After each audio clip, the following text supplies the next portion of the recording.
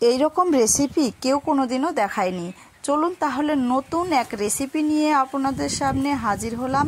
কিভাবে এই নতুন রেসিপিটা তৈরি করলাম দেখতে হবে আর সাথে থাকতে হবে। নমস্কার বন্ধুরা, উর্মিলার রান্নাঘরে অনেক অনেক স্বাগত জানাই আর অনেক অনেক ভালোবাসা নিয়ে আজকে আমার রান্নাঘরে দেখাবো মুগ ডাল দিয়ে বেগুন দিয়ে কচুরলতি রান্নার রেসিপি। এইখানে আপনাদের দেখার চেষ্টা করছি।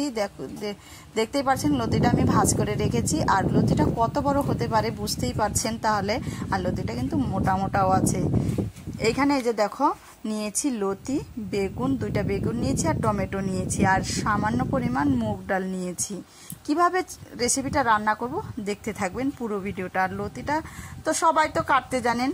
এই যে লতিটা প্রথমে ছুলে আমি দেখেছেন তো অনেক বড় বড় করে কেটেছি আর বেগুনটাও কেটে নিলাম লম্বা লম্বা করে, টমেটোও কেটে নিলাম, ধুয়ে পরিষ্কার করে একটা গামলার মধ্যে রেখে দেবো। একটু লম্বা লম্বা করলে এই রেসিপিটা খেতে ভালো লাগবে, সেই জন্য আমি লম্বা করে দিলাম। আপনারা কিন্তু চাইলে একটু ছোটও করতে পারেন। স্বাদ মতো লবণ আর হলুদের গুঁড়ো দিব। এখানে দিয়ে দিচ্ছি জিরের গুঁড়ো আর গরম মশলার গুঁড়ো। সব কিন্তু গুঁড়ো মশলা দিয়েই করছি। জিরের গুঁড়ো দিব আর দিয়ে দিব ধনের গুঁড়ো। তারপরে দিয়ে দিব আমি এইখানে সামান্য পরিমাণ লঙ্কার গুঁড়ো। আপনারা চাইলে এখানে কাঁচা লঙ্কাও কিন্তু ব্যবহার করতে পারেন। আমি যেহেতু গুঁড়ো মশলা দিয়ে করছি আমি তার জন্য লঙ্কার গুঁড়োটাই দিয়ে দিলাম। বাড়িতে করা সব কিন্তু গুঁড়ো মশলা। আদা বাটা দেবো, শুধু আদাটা বেটে নিচ্ছি। এইখানে সাদা সর্ষে বাটা দেব। তারপরে দিয়ে দিচ্ছি সর্ষের তেল। সর্ষের তেলটা এইভাবে মেখে রান্না করব। অবশ্যই কিন্তু এটা মাটির হাঁড়িতে হবে খেতে, তাহলে কতটা টেস্ট হতে পারে আপনারা তাহলে বুঝে নেন। তারপরে আমি সুন্দর করে হাত দিয়ে কিন্তু মেখে নেব। এই যে এইভাবে করে মেখে কিন্তু তারপরে দেখো আমি মুগ ডালটা দিতে ভুলে গেছি। মুগ ডালটা দিয়ে আবারও আমি মেখে নিচ্ছি। আর ভিডিওটি ভালো লাগলে অবশ্যই সাবস্ক্রাইব, লাইক, কমেন্ট করে পাশে থাকবেন। পাশে থাকা বেল বাটনটি প্রেস করে দিবেন। যখনই আমি ভিডিও পোস্ট করব সর্বপ্রথম আপনাদের কাছে পৌঁছে যাবে। মেখে আমি কিন্তু 10 মিনিট রেখে দিয়েছিলাম। 10 মিনিট ফিরে আসলাম। তারপরে দেখো মাটির হাঁড়িতে আমি রান্না করব। দিয়ে দিলাম সর্ষের তেল। সর্ষের তেলটা দিয়ে একটু নেড়ে চেড়ে দিব।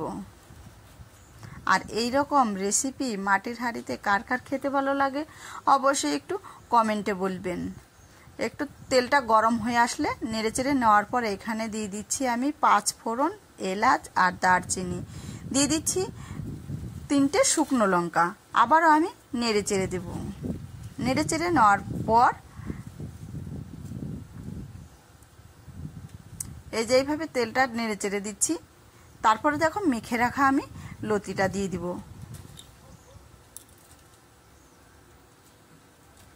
লতিটা দিয়ে আমার কড়াইটা একটু ছোট হয়ে গেছে, তার জন্য দেখেছেন তো আমি এটা নাড়তে পারছি না। বেশি নাড়লে একটু ভেতর থেকে নাড়লে কিন্তু পড়ে যাওয়ার সম্ভাবনা আছে, তার জন্য আমি হালকা আলতো করে নাড়ছি। আপনারা অবশ্যই কিন্তু একটু বড় জিনিস নেওয়ার চেষ্টা করবেন, না তো লতিগুলো একটু কমিয়ে নেবেন। এইভাবে করেই কিন্তু হালকা আঁচে এটাকে রান্না করতে হবে আর ঢেকে ঢেকে রান্না করতে হবে। না ঢেকে রান্না করলে কিন্তু একদমই খেতে কিন্তু ভালো লাগবে না। যেহেতু এটা লতি ভাপ দিইনি, আমি ভাপ ছাড়াই লতি রান্না করি। যে কোনো লতি কিন্তু আমি ভাপ ছাড়াই রান্না করি। দেশি লতি হোক আর অন্য লতিই হোক, কিন্তু আমি ভাপ ছাড়াই রান্না করি। আবারও আমি কিন্তু ঢাকনাটা খুলে এইভাবে করেই কিন্তু অল্প অল্প করে নেড়ে নেব। তো এই যে দেখো আমার অনেকটাই কিন্তু কমেও গেছে লতিটা। আবারও আমি উল্টে দিচ্ছি। তাহলে নিরামিষ রেসিপি হলেও কিন্তু অসাধারণ কিন্তু একটা সেন্ট বেরিয়েছে।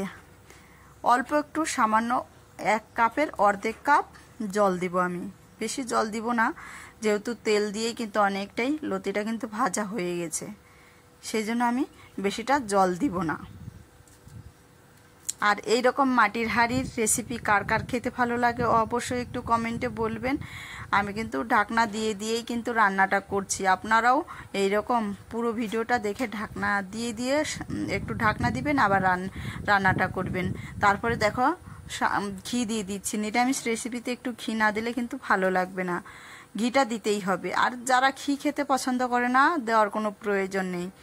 এই দেখো বেশি নাড়তে যাবেন না, নাড়তে গেলে লতিটা কিন্তু ভেঙে যাবে, আর ভেঙে গেলে খেতে ভালো লাগবে না একদমই। যেন আবার অতটাও যেন শক্ত না থাকে, শক্ত থাকলেও কিন্তু খেতে ভালো লাগবে না, নরম হলে খেতে তবেই ভালো লাগবে। আমার হয়ে গেছে লতিটা রান্না। আর বাড়িতে একবার হলেও ট্রাই করবেন, ঘরোয়া টিপস দিয়েই কিন্তু বানিয়ে ফেললাম অসাধারণ দুর্দান্ত স্বাদের এক রেসিপি। এখন আমি এটাকে নামিয়ে নিব, একটা থালার মধ্যে নামিয়ে নেব। দেখিয়ে দিলাম আপনাদের কেমন হয়েছে। আর সম্পূর্ণ ভিডিওটা দেখার জন্য অসংখ্য অসংখ্য ধন্যবাদ। আমি কালকে অন্য ভিডিও নিয়ে আসবো আপনাদের সামনে। আপনারা ভালো থাকবেন, সুস্থ থাকবেন এই কামনাই করি। দেখেছেন তো কত সুন্দর একটা কালার এসেছে, আর দেখে কিন্তু আমার জিভে জল চলে আসলো। তো বাড়িতে একবার হলেও তাহলে ট্রাই করে দেখবেন, খেতে